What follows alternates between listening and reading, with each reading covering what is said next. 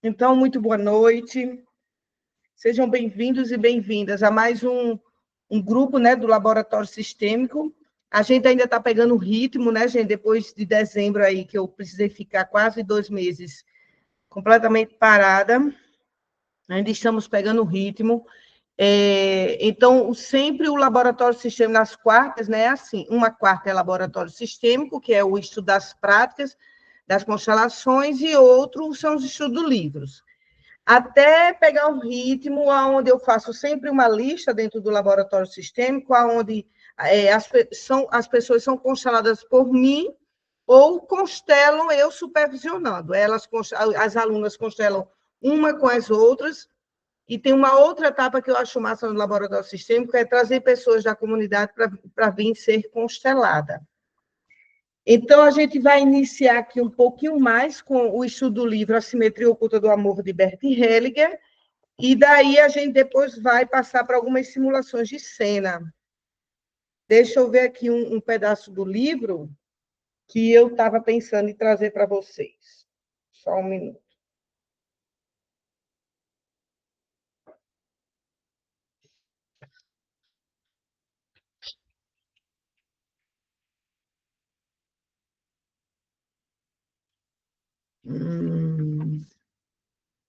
Já findou.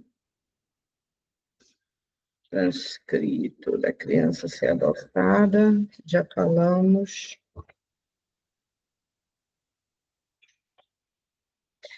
A gente vai falar um pouco mais hoje sobre a consciência do grupo familiar. Gente, cada vez mais eu fico observando assim como a consciência do grupo familiar, né, ela nos prende a esse movimento de nossa alma, né, dessa memória sistêmica familiar, trazer um elo, um vínculo, aonde a gente para a nossa vida sem a gente perceber, mas a vida da gente fica completamente parada para poder tentar honrar os nossos ancestrais. Então, quando o Bert Hellinger ele descobre 3 consciências, a consciência pessoal, que ele diz que está atrelada à nossa sobrevivência. Então, por exemplo, um bebê, ele não tem as sinapses, nem ideias, né? Nem de dizer assim, não, eu não vou ficar aqui nessa casa que estão me maltratando, eu vou sair daqui, vou me embora. Então, o bebê ele não vai fazer isso. Então, ele se submete aos ditames da família para poder pertencer e poder garantir, mais do que tudo, a sua sobrevivência. Nós vamos fazer isso o tempo todo na nossa vida, dependendo do elástico de dependência ou autonomia que a gente tenha, a gente fica preso ou não ao nosso sistema familiar. Então, é por isso que, enquanto mais você é independente, autônomo, mais você ganha, você está frouxa, está desvinculada com o teu sistema familiar.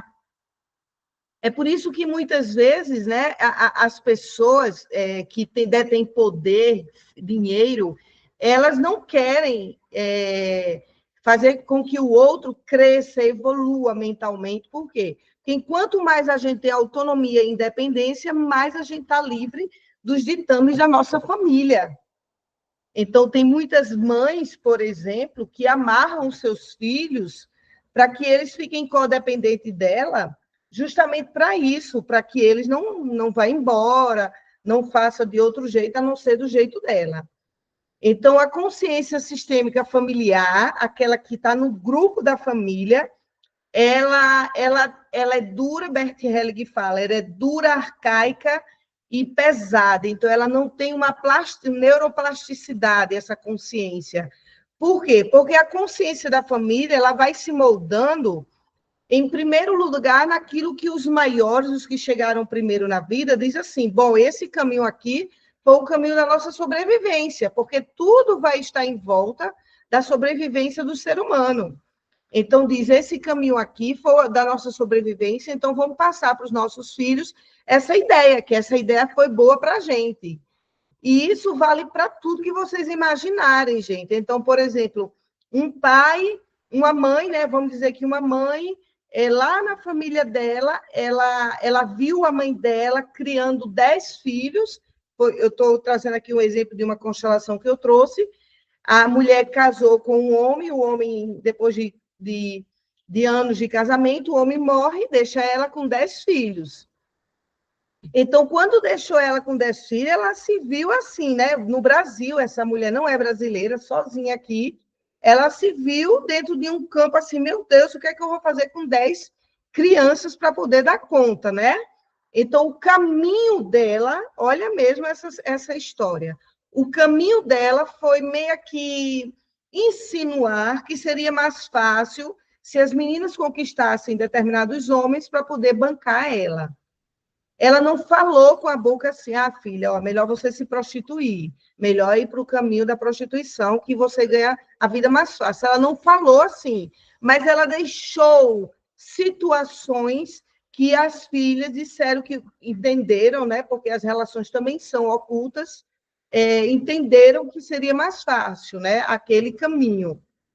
E daí uma dessas 10 filhas dela foi e casou, para poder manter na sociedade aquele padrão. Não, eu sou casada. Mas o que é que aconteceu? Ela se prostituía. Ela simplesmente se prostituía.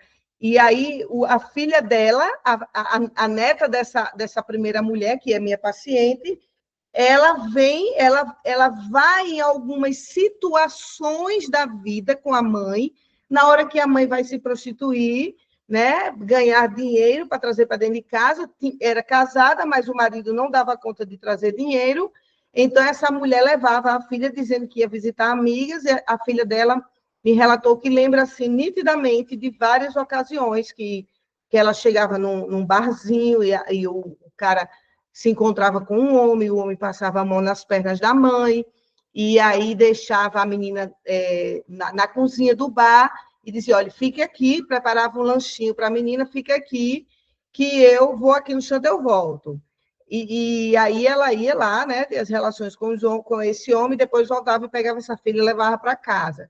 Fora esse exemplo, ela disse outros exemplos que viu nitidamente assim, ela na casa de uma amiga, aí foi para o quarto com um homem, depois sai, a amiga dá brinquedinho para a menina brincar, e depois a mãe sai, o homem vai embora, não fala com a menina, e a mãe depois vem pegar a menina e sai. E ela lembra que quando acontecia isso, sempre que acontecia, a mãe passava no supermercado, fazia feira e levava para casa. Então vocês veem que ficou, né, na memória da família o peso, né? Essa filha dessa mulher que perdeu o marido e ficou com 10 filhos, essa filha diz, né? Eu não vou ficar só. Então, ela arranja um casamento. Mas também não vou passar a necessidade que mamãe passou, né, com 10 filhos. É por isso que ela vai para esse caminho. Já essa filha dela, que é a minha paciente, ela, por ter sido um choque muito grande, né, para uma criança ter visto a mãe e ter relações com outros homens, e ainda por cima chegar em casa e ver o pai, o espírito dela entrou com um sofrimento muito grande. Graças a Deus, ela disse como? Ela disse, então eu vou para outro canto. Então, ela foi para um papel de ser uma mulher bem casada, ela é muito bem casada com o marido, graças a Deus. E daí ela traz esse padrão desse casamento tradicional, mãe, pai, filhos, etc., né? Para poder romper com essa força que vem. Mas, gente, ó, eu digo a vocês, em 10 pessoas que vivenciaram uma memória sistêmica familiar de tanta dor como essa ancestrais feminina que eu compartilhei aqui com vocês, de 10, uma decide dizer, né? Eu não faço isso que a mamãe faz, eu vou para um caminho mais coerente para mim. Em geral, as pessoas vão se perder nesse caminho e, para poder pertencer à mãe, elas acabam imitando o mesmo comportamento da mãe. Então, para vocês verem como a estatística de dizer assim, é a alma da pessoa também, né? O espírito, o corpo emocional, que também determina muita coisa do que a gente vai trazer desse nosso sistema familiar como dor para poder repetir ou simplesmente não concordar e fazer diferente. Então, o processo da cura, é por isso que o processo da cura é um processo pessoal. É daquilo que teu espírito está pronto para dizer, não, eu faço diferente, eu sinto muito por você, mas desse jeito não dá para mim. Então para você ver como não está totalmente sob o controle só de um processo terapêutico, apenas de um processo terapêutico, mas está também no campo maior, no campo até espiritual, de dizer assim, é o destino daquela pessoa fazer diferente do que ela viu. Como eu tenho outros exemplos de pessoas que viram a mãe, até eu já falei várias vezes esse exemplo, e ele cabe novamente aqui. Eu tenho uma paciente que ela viu a mãe dela, o pai era alcoólatra, ela via o pai chegar alcoolizado, a mãe colocava ele para deitar no sofá, ligava o desenho animado para ela ficar do lado do pai, e observe seu pai. A mãe dizia, fique de olho nele. E essa minha paciente, ela via nitidamente os rapazes, né, porque eram mais de um mesmo, tá, gente? Pulando o muro do quintal, passando pela cozinha e indo para o quarto da mãe, onde a mãe estava. E depois saindo por lá também, né? Então, assim, ela viu várias vezes esse comportamento, até o pai melhorar e ela poder, o pai ir para o quarto, né? Sabe lá o que essa mulher também podia dar a esse homem para ele ficar dormindo mais tempo, né? Então, essa menina, que eu estou dando esse segundo exemplo, ela simplesmente cresceu, casou e ela trai o marido. Então, em geral, as almas, o corpo emocional ou espírito, como você quer que chame, a tua verdadeira essência, que nós somos seres espirituais, né? Estamos só passando um tempinho aqui nesse planeta materializado, né? Então, assim, é de cada um também, é de cada um daquilo que o espírito vai aguentar ver nesse teatro aqui da Terra e dizer assim, não, realmente eu vou fazer diferente. Então, é o empoderamento espiritual, individual de cada um, que vai tentar romper a bolha da consciência sistêmica familiar. E que bolha é essa? É aquilo que eu dei nas últimas aulas, né? É a bolha da caixa preta do avião da família. Então, se aqui tem uma dor, uma transgeracional, e aqui dentro foi colocado o que dentro? Foi colocado cultura, conhecimento, crenças limitantes, fé, doenças, exclusões, abortos, falências, dívidas, tudo isso foi colocado aqui. E como é que se coloca dentro da caixa preta do avião, dentro da caixa preta da família? Através das atitudes. Então, tudo aquilo que os nossos ancestrais atuaram em vida nas relações ficou presa na cápsula e aí vai passando geneticamente de geração em geração. Epigenética, se chama isso. Então, isso vai sendo traçado, né, a partir daquilo que está muito inconsciente, né? O Jung descobre o inconsciente coletivo, e a gente pode dizer que o Bert Helling diz que esse inconsciente coletivo ele é formado em cada grupo que a gente forma, que a gente atua. Então, o grupo familiar tem esse grande inconsciente coletivo que é transgeracionais, ou seja, vem lá de trás, reverberando no campo energético, até chegar em você que nasceu, que não tem, teoricamente, nada a ver com o problema lá do que aconteceu lá, até 5, 7 gerações para trás, você nem viu, nem conheceu, mas por ser uma condição que você é já, uma condição sistêmica, você já é um ser sistêmico ao nascer, então você o que ali? Eu carrego tudo o que é de relacionamentos que ficou em desequilíbrio da minha família. Tudo. Então, não importa se você não conheceu. Ah, Eli, eu nem conheci, não sei nem que babado foi esse que aconteceu. Não importa. Não importa. O que vai entender para o que Bert Helling descobre sobre a memória sistêmica familiar, que vai entender é que você já está nessa condição de absorver. E o que vai fazer você diferenciar de repetir esses comportamentos é a tua amplitude de consciência que você vai trazer no teu espírito individual ou vai trazer naquilo que você anseia, né? Você anseia na vida, eu quero conhecer mais, eu quero viajar, eu quero fazer muitas coisas boas. E daí, então, vai começar a fazer você diferenciar desse campo que já existe, que é forte, viu, gente? Não é porque a gente não vê que ele não existe. É como a lei da gravidade, né?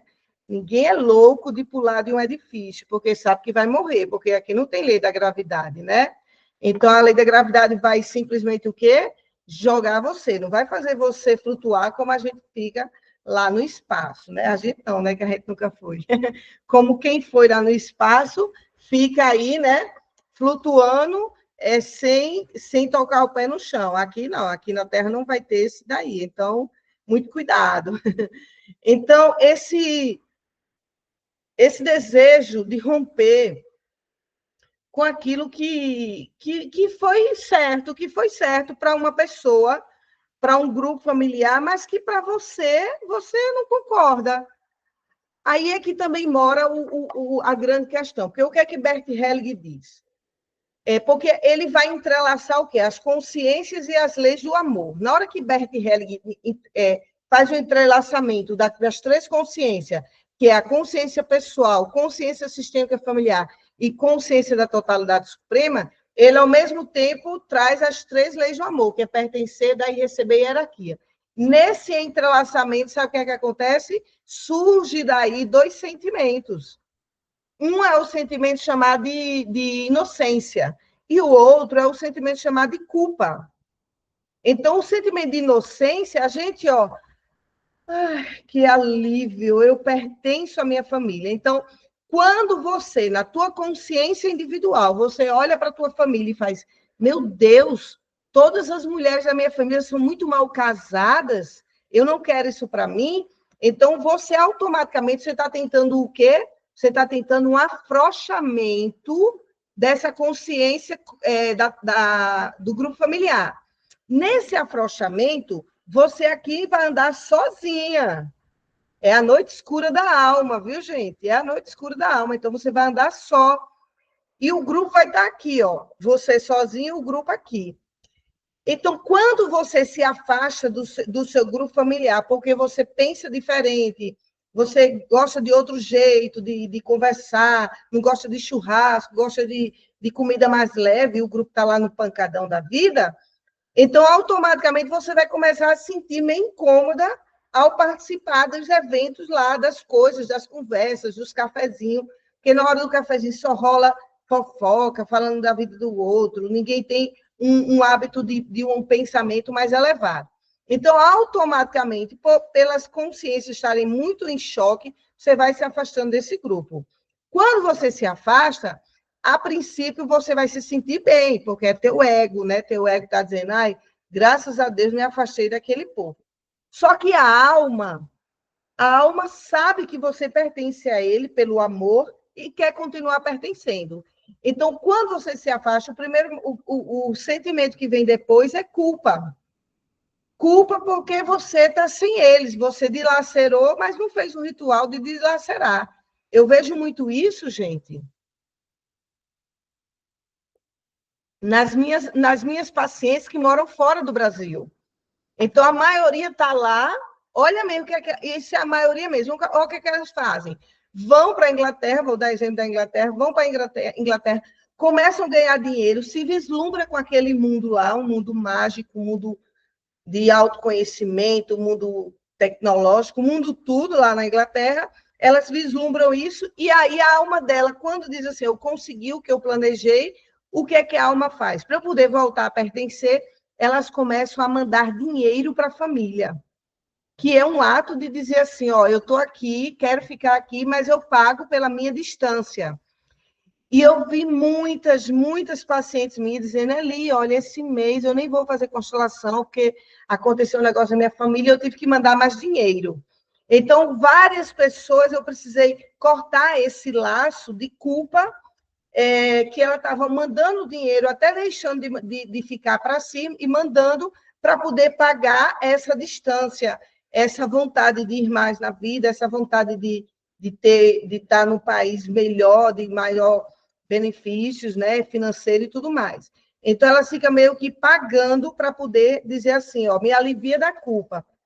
E algumas pacientes minhas que também moram fora, elas acabam chegando lá, ficando um tempo, e aí depois o que é que acontece?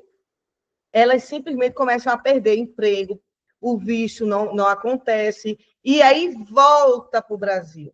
Na hora que o paciente volta para o seu lar, para o seu ninho, para a sua família, ele volta com o espírito de inocência. É o outro sentimento que Bert Helling descobre. Então, ele volta com um sentimento de inocência para dizer assim, ó, aqui eu pertenço, então eu fico com vocês o quê? Na mesma estrutura, na carência, na escassez, na pobreza e tantas coisas que vai tentar vivenciar lá. E lá também vai haver uma ebulição de sentimentos, né? Porque a pessoa vai dizer, meu Deus, eu voltei para cá, eu já cheguei aí para a Inglaterra, fui para lá, não deu certo. O que é que está acontecendo comigo? Então, só em ela se questionar, ela já vai começar a mexer novamente esse caldeirão aí de emoções, de ora sente culpa, porque fica distante da família, da consciência da família, e ora se sente inocente pertencendo, mas que não se sente bem na consciência individual.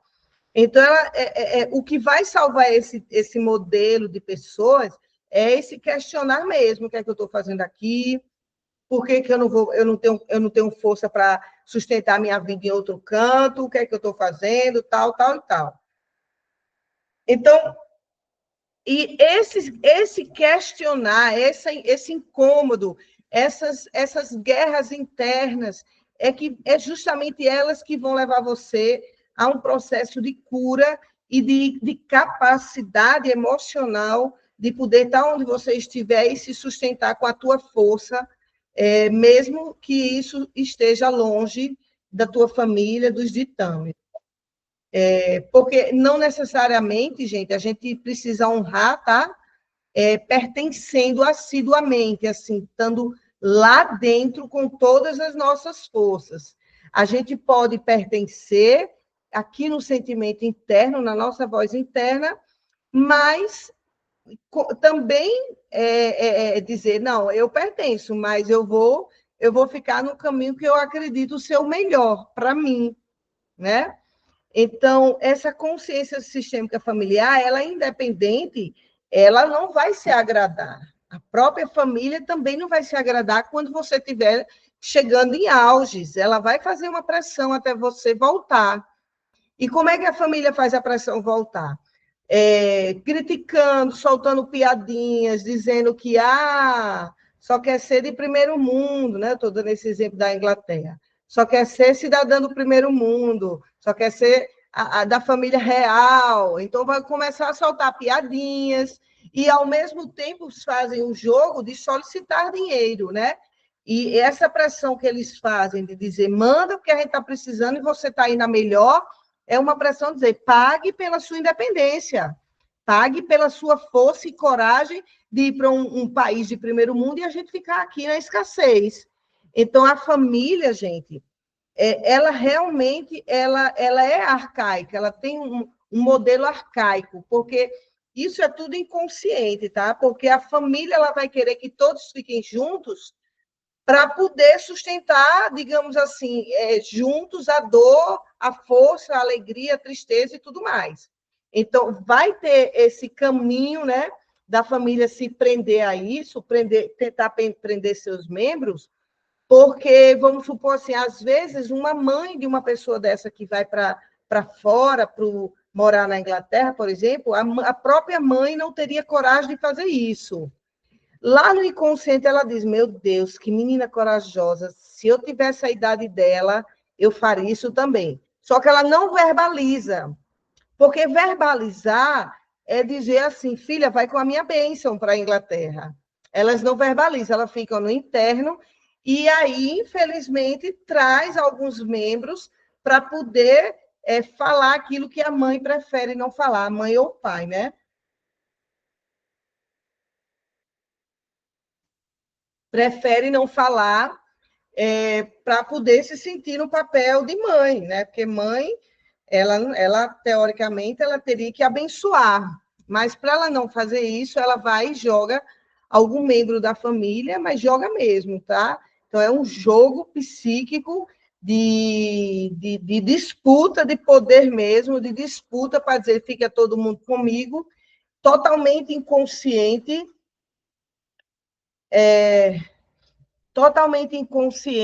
e atuante. Atuante, porque vai todo mundo querer fazer aquela pressão para que a pessoa volte a comungar dos ideais da família. Então, essa consciência sistêmica familiar, ela é pelo histórico daquilo que deu certo para algum membro, o pai ou a mãe. Então, se deu certo, né? Voltando àquele primeiro caso que eu disse, de que a mulher casa e tem 10 filhos, e depois o homem morre, ela não sabe o que fazer para dar conta de 10 filhos. É um peso muito grande na vida. E daí ela vai tentar trazer o comportamento para permanecer nesse clã de sofrimento, de dor, de abandono, marido que morre, ou algum membro vai tentar sair disso do seu jeito. Então essa consciência sistêmica familiar, ela entende e ela é passada por quem chegou primeiro, no caso uma mãe ou um pai, é passado por quem chegou primeiro de que aquele caminho é o melhor. Então, por exemplo, uma mãe que diz para a filha, né?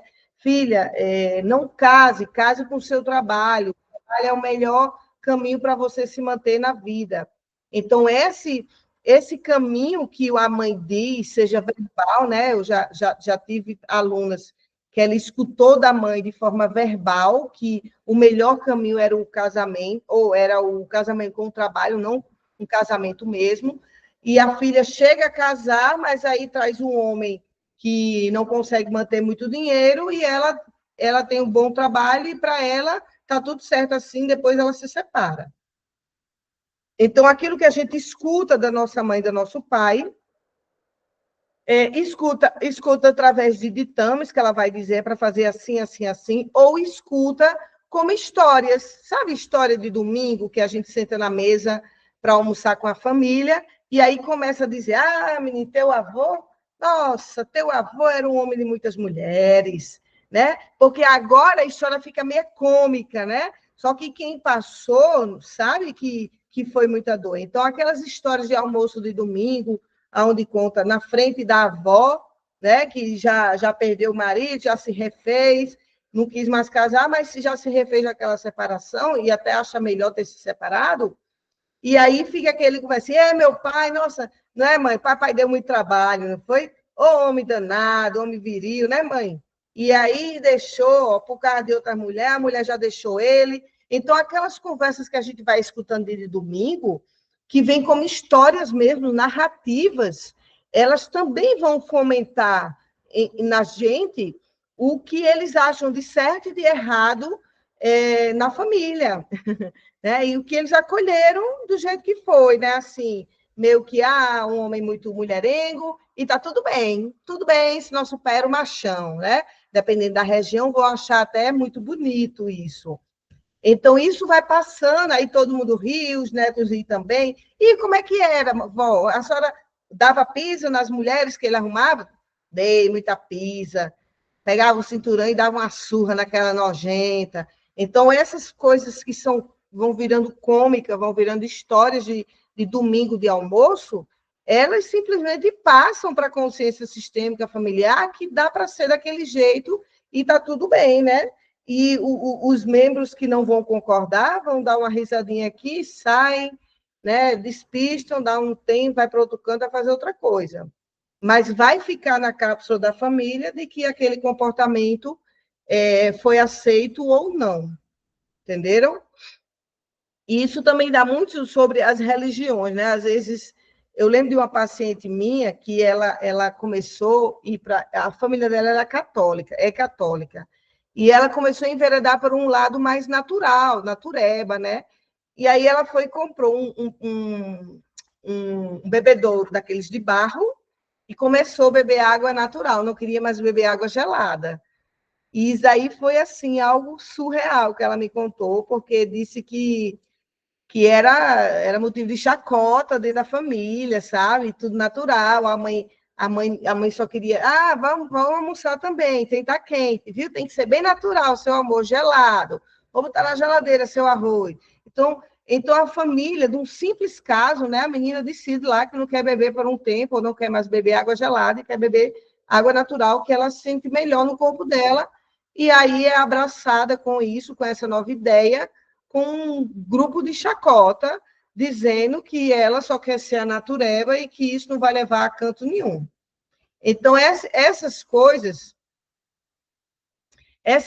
que vão acontecendo vão colocando os membros, na prática da vida, né, lá na família, vão colocando os membros excluído ou incluído dentro do grupo familiar. Né? Essa fala toda que eu estou trazendo é justamente para vocês entenderem que vai reverberar na maior palavra que Bert descobriu, que se coloca exclusão, que se coloca para o emaranhamento. Então, a maior palavra e o maior sentimento que alguém pode ter para que o grupo familiar se emaranhe se chama excluir. Então, essa moça, né, voltando à água de barro, essa moça que determina que vai apenas tomar água natural de barro e não vai mais tomar água gelada, e o grupo familiar começa a soltar piadinha por conta disso, ela se sente excluída, e ela é excluída a partir daí. Né? Então, o sentimento de ser excluída e de se sentir excluída vai gerando na cápsula da família comportamentos de dizer, fulano fica no grupo familiar, Beltrano sai porque só quer beber água natural. Fulano fica porque tem um amante e a gente aceita o amante dela, e Beltrana sai porque diz que não prefere estar só do que arranjar homens casados. Então, esses simples atos de criticar vai gerando exclusões e as pessoas vão criando emaranhamentos, né? Uma vez que um membro é excluído, indiscutivelmente vai ficar um campo de energia,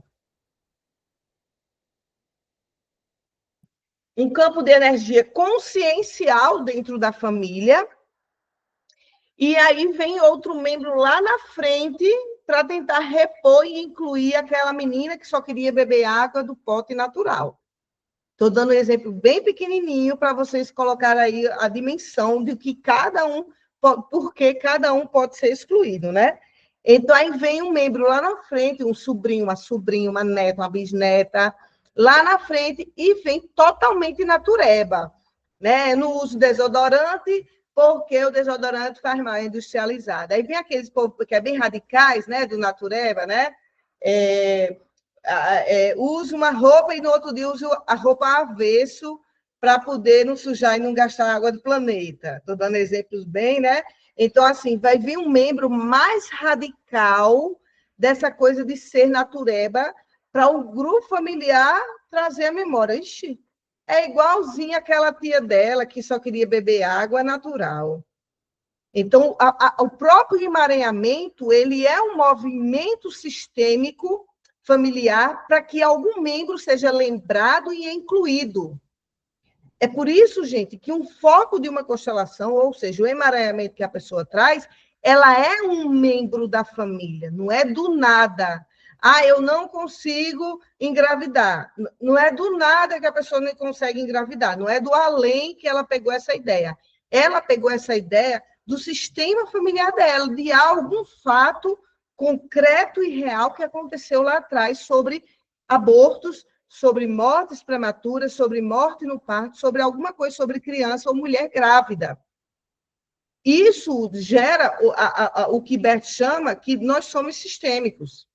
Então, essa condição de sermos sistêmicos, a gente vai trazer, dependendo se a alma é muito sensível, uma necessidade de incluir. E a gente só inclui quem foi excluído através do emaranhamento. O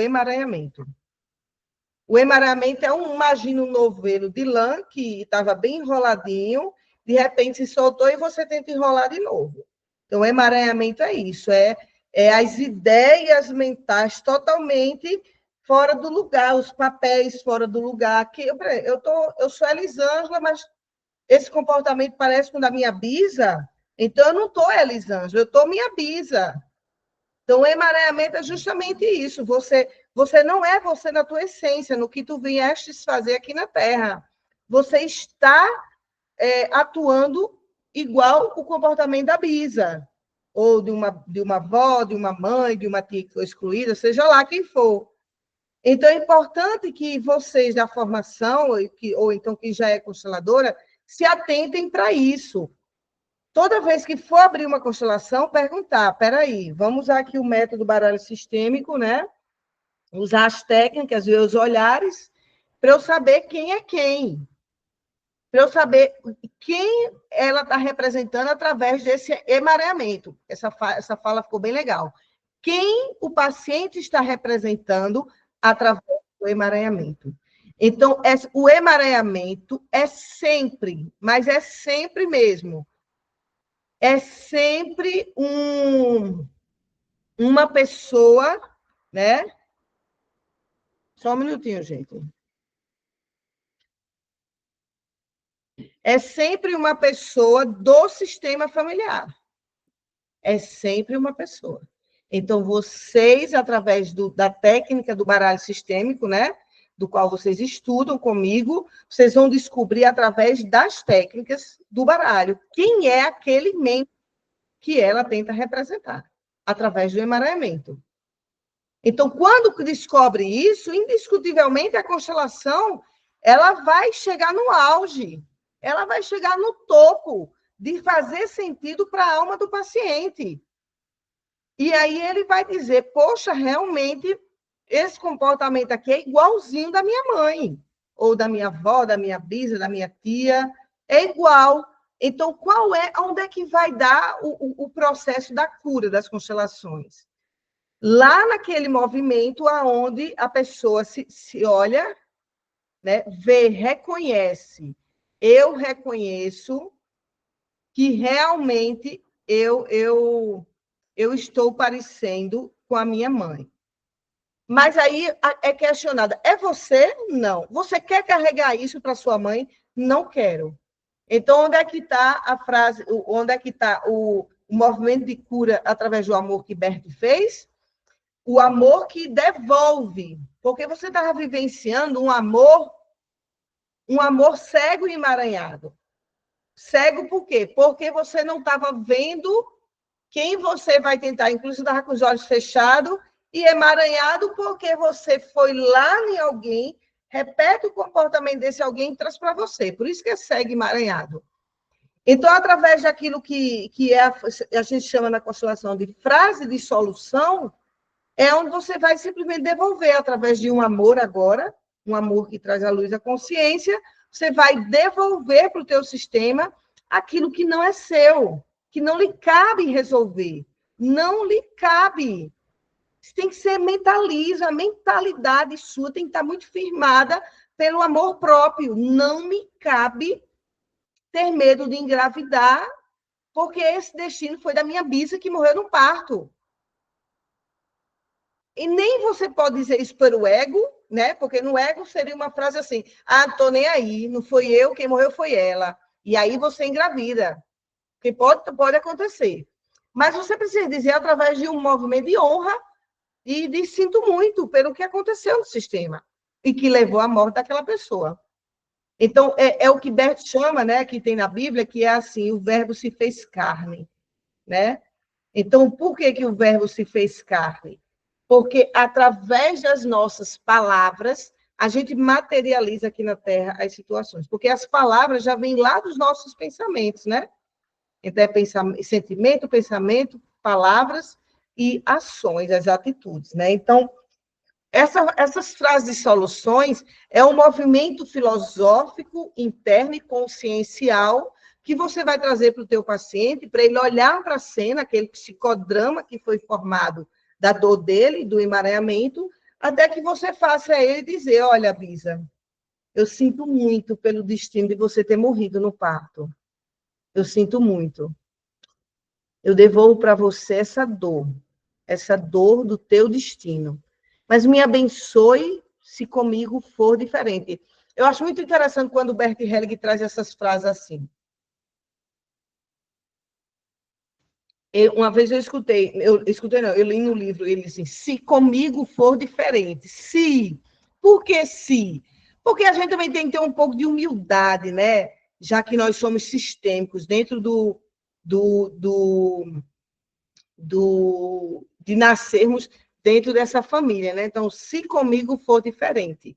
Então, é a devolução através desse amor que ilumina e que sente muito e que não julga mais, não condena, apenas olha e diz assim: são situações dessa vida material que a gente vive aqui no planeta, e daí eu vou devolver tudo isso para os meus antepassados.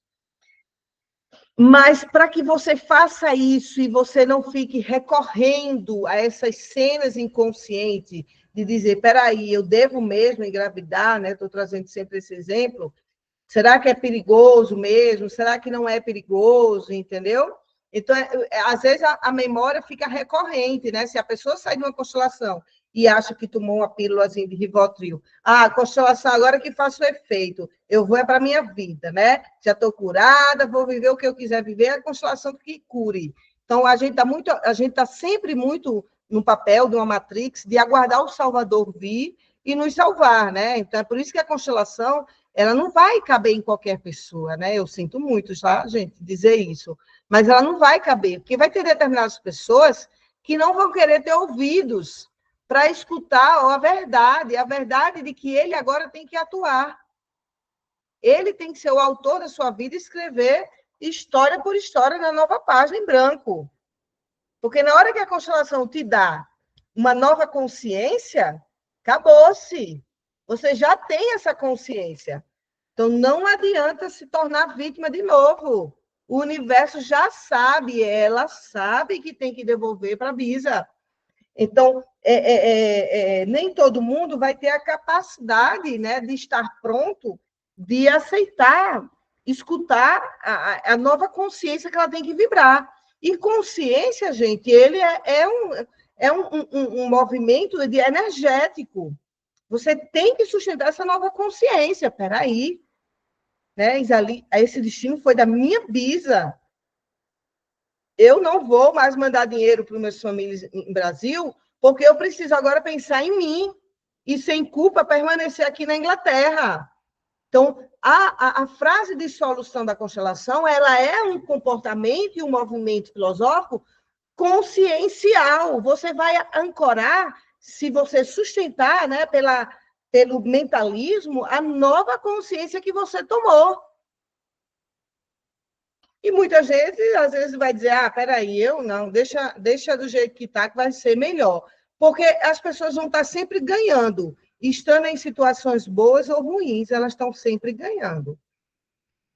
Então, é um movimento, a constelação, que ela vai trazer o indivíduo para atuar como agente ativo da própria vida, agente ativo. O que tiver agora acontecendo com você, seja de bom ou ruim, é um movimento da tua energia, é um movimento da consciência que você está aqui agora. O que eu acho mais incrível disso tudo é porque, né, como diz Paulo Freire, nós somos seres históricos. E por sermos históricos, a gente consegue mudar a vírgula que a gente colocou na nossa narrativa por um ponto final. Mas se eu engravidasse, vírgula, dependendo da consciência, seria ponto. O meu destino é maternar outros caminhos. Então, é uma frase com dois grandes sentidos. Uma frase eu posso dizer, mas se eu engravidar, seria, né? Então, é um movimento de que eu quero, porque meu ego quer, todo mundo fez isso, eu quero. Só que nem a gente não é todo mundo, então nem todo mundo também fez isso. Também tem essa coisa, né? Que a pessoa, quando está no vitimismo, ela acha que todo mundo tem, menos ela. E o outro lado é dizer, né? Eu aceito esse destino. Eu posso maternar, eu estou dando exemplos aqui que está vindo, tá, gente? Eu posso maternar outros projetos, né? Eu posso maternar outros projetos. Falando nessa coisa de maternidade, agora eu lembrei uma coisa. Não sei se vocês estão acompanhando um pouco aí a mídia, mas está um monte de gente comprando aqueles bebês rebote, né? Acho que é assim o nome, rebote. Acho que é assim. Não sei se vocês já viram um bebê que parece de criança mesmo. Parece de criança, já viu, Meg? Diz que o padre Fábio de Mello comprou, agora ontem quem comprou foi aquela Grazi, que foi do BBB, a ex do Belo, que o nome dela é Benício. A Benício chegou ontem e tal, então assim, está todo mundo comprando. Eu fico olhando esses movimentos da sociedade e fico vendo, né? Porque olha o que acontece. O campo de energia do masculino e do feminino, ele está sempre nos extremos. A gente viveu uma era muito de machismo, então de homens que mandavam, homens que tinham 2, 3 mulheres, as mulheres tinham que estar caladas, aí as mulheres se sufocaram e foram lá para o outro extremo, ser as mulheres independentes, mulheres que não querem ter filho, mulheres que não querem maternar, toda mais masculinizada, né? E aí as mulheres agora, eu estou achando esses bebês aí muito isso, né? Mulheres e homens tentando um caminho do materno e do amor, porque se o amor é um movimento que vem da gente, o amor não vem dos homens, o amor vem das mulheres, dos homens vem a força, a forma deles amar é a força. E aí eu vejo um padre maternando uma criança robótica, vejo outra mulher como a Grazi, totalmente musculosa, né? Bem masculinizada, maternando uma criança e outras também maternando. Então, eu fico olhando, será que a humanidade está tentando pegar o caminho do meio, né? Maternando esses bebês? Porque, quer queira ou não, ao pegar no bebê, você, de alguma forma, ali vai vir essa atitude, esse simbolismo, vai vir gerar em você um sentimento, né? Então, teve até uma mulher que deu uma pirada, disse que o bebê estava com falta de ar, e foi bater no pronto-socorro de verdade. E quando chegou lá, o médico disse: qual é o bebê? Ela disse: esse daqui, era um bebê robô, uma coisa assim. E aí o médico teve que ir lá fazer algum procedimento na criança, que ela botou na cabeça que o menino estava com falta de ar. Então, assim, está dando uma pirada na cabeça das pessoas, né? Mas o que eu vejo, assim, muito de longe, distorcido, é claro, de muita distorção, é o desejo de homens e mulheres, que um ficou na era da masculinidade, do machismo, e outra era do feminismo, e agora tentando se juntar aí numa coisa de maternar, de amor, né?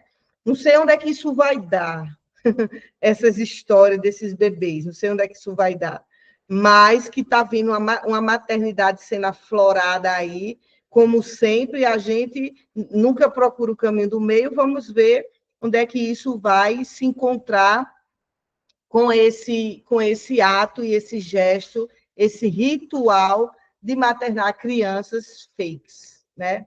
Vamos chamar assim, acho que nem está podendo chamar, agora é assim, né? Na internet você não pode chamar qualquer coisa, porque senão leva um processozinho na justiça. Tudo muito simples agora. Tudo é a justiça, o pai, todo mundo clamando pelo pai. Faça-se justiça, papai, né? Porque a justiça é a força, né? Então, hoje em dia está muito isso, porque as pessoas querem que o pai assuma de todo jeito, né? Não sei se vocês compreendem esse caminho sistêmico. Então, pessoas que vivem o tempo todo, vou colocar na justiça, uma causa na justiça, outra causa na justiça, mais uma. Então, essa ânsia de que o pai assuma de todo e de qualquer jeito, né? As relações da mãe ficaram trucadas, e aí agora vão lá reivindicar o pai para que o pai assuma, né? Principalmente nós que somos um país sem pai, sem pátria, certo? Então, esse movimento, né, da consciência da família, ele vai trazer para os clãs, ele vai trazer, né, para o clã familiar esse desejo que todo mundo se organize no grupo familiar, se organiza ali do jeito que né, para poder pertencer. E é meio que uma regra mesmo de tomar lá da cá, de dizer, se você não comungar com o nosso pensamento, a gente coloca para fora do grupo. Então, o que é que acontece? Quando a gente chega lá para conversar sobre isso, não sei se esse livro tem, deixa eu ver onde é que está mais ou menos aqui. A gente vai falar na próxima aula de outros campos que acontecem dentro dessa consciência familiar. Esse capítulo de Berg, que é da página 140, o capítulo 4, da simetria oculta do amor, o que é que acontece?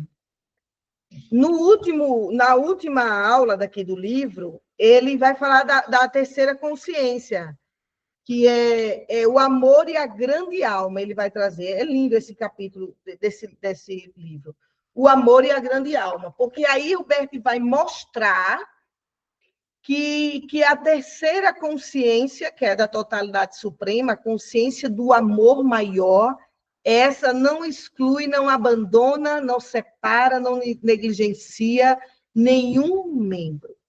É por isso que Bert fala, né? Acho que foi o Bert que disse que tanto o amor e o bem, o bom e o ruim, o bem e o mal estão a serviço do bem, porque a grande consciência da totalidade suprema, ela não vai fazer essa divisão, não vai fazer essa divisão de dizer fulano é mal, exclui, fulano é bom, inclui, fulano concorda que Deus é bom, inclui, concorda que Deus é má, exclui. Não, então o Deus, o amor maior que rege o universo, e é o amor que rege nas pequenas coisas, gente. Você formou um corte no braço e cicatrizou, é o amor que vai lá e cicatriza, né? O amor que eu estou falando aqui, a gente pode entender como energia vital, a energia que sustenta a tua vida agora, né? Então, se você está viva, é porque tem um campo trabalhando 24 horas por você.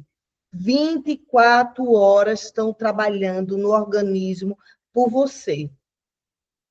Então, é um campo de amor muito grande por mim mesmo, por Meg, por Fernanda, por Maria Cristina. Então, cada um tem um amor, um anjo da guarda disponível só para si. Olha como nós somos, né?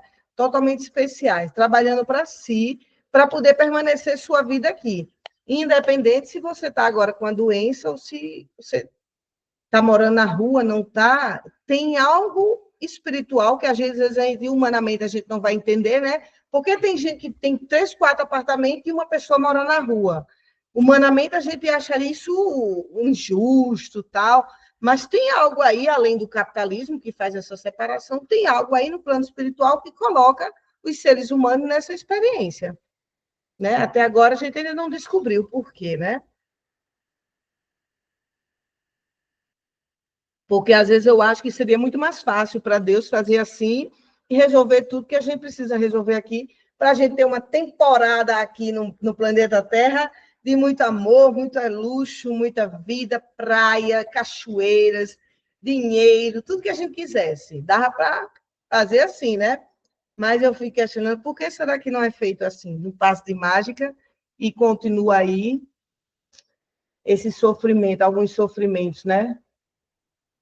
Eu estou dizendo isso, gente, porque hoje eu vi uma pessoa, assim, morando na rua, nossa, aquilo me tocou, sabe?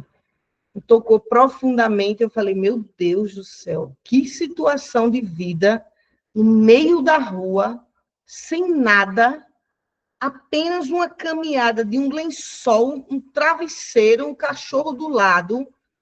Eu fico olhando, meu Deus, e humanamente falando, parece que não cabe dentro de mim isso, essa possibilidade desse modelo de vida, né? E até a gente mesmo, a gente poderia, eu jamais vivi isso, né? Então, eu jamais sei que experiência é essa, né?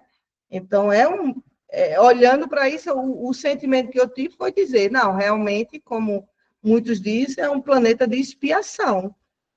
Só tem essa explicação, que seria um planeta de expiação, tudo que a gente vive aqui na Terra. Vivenciar isso não deve ser fácil, viu, gente? Não deve ser fácil. Então, essa consciência da família, ela é arcaica e dura, não tem a neuroplasticidade, aquilo que aceita, né? Que o outro seja do jeito que ele é, a outra também, cada um vai encontrando sua força de espírito para poder emergir à vida de sucesso que pode ter. E quando eu falo de sucesso, não é sucesso só de uma carreira, é sucesso em tudo, né? E aí, mais uma vez, eu preciso dar o exemplo, né, da família do Gil. Então, a família do Gil, realmente, ele coloca todo mundo para um sucesso. Se a gente vê aqui no Brasil mesmo, eu acredito, e olhe lá se não é no mundo, né? Principalmente depois daqueles filmes que tiveram na Netflix, os dois programas deles, eles até falaram um pouco disso, né? Que, pelo jeito, é a única família no mundo que sai, que todos os membros são dentro de uma sucesso e de abundância e que cada um pode ser como quiser, né? Tem o braço aí do que aconteceu com o filho dele que morreu, a Preta Gito está doente, né? Mas, enfim, aí também entra a mãe, a Adrão, que a gente não sabe como é que é o emaranhamento dela, né? Para poder ancorar esse caminho de morte também, né? Nos filhos. Então, o Gilberto Gil ele vai fazendo isso porque ele vai dando honra e lugar e papel de cada um do jeito que é na família. Diferente do que a gente vê nas famílias em comum, que um deixa de ocupar o papel de filha e vai ser a mãe da mãe, ou a mãe do pai, a mãe da irmã, a mãe do irmão, a tia que vai cuidar de todos os sobrinhos, né? Então, a gente sai muito dos nossos papéis, a família comum sai muito dos papéis e passa a atuar querendo salvar a família, porque o que leva muitas pessoas a sair do papel dela, de ser filha, é justamente o amor segue emaranhado de dizer, se você não está conseguindo, eu lhe ajudo, né? Só que, às vezes, a gente acha que a pessoa não está conseguindo, aquela mãe que vive com o marido que trai, a gente acha que a mãe não está conseguindo lidar com ele, mas quando a gente pergunta para a mãe, vamos se separar? Ela diz, ó, quero não, vou ficar com ele. Calma, ele vai mudar. Logo com essa historinha, né? Eu tenho um caso que eu tenho de uma família que o marido traiu a mulher com a secretária, e aí o filho, que é advogado, disse, eu vou dizer para minha mãe se separar.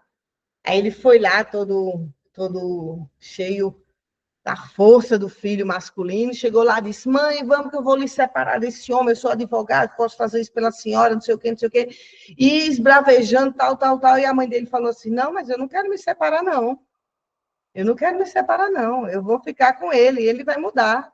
E o menino ficou assim, veio para mim constelado, disse, eu não entendi, porque ela passou a vida inteira reclamando dele comigo, dizendo que ele trai, dizendo que está sabendo que ele tem filho com essa mulher e falando mal o tempo todo dele.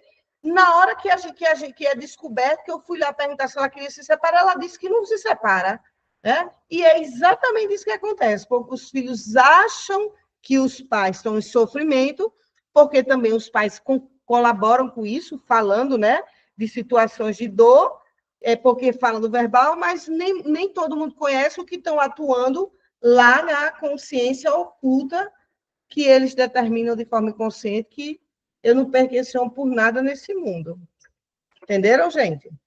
Então, é importante, né, quem é da terapia das constelações, ficar muito atenta, né, ao que não é dito, aquilo que está oculto.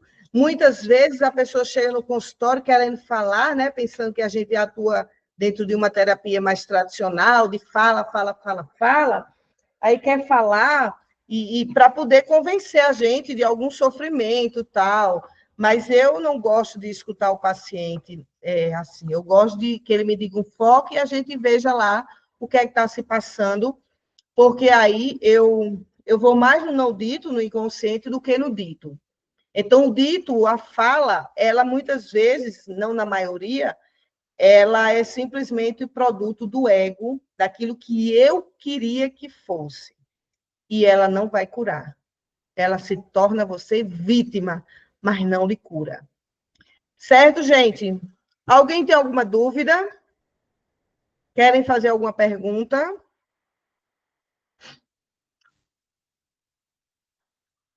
Se não, eu vou parar por aqui, né?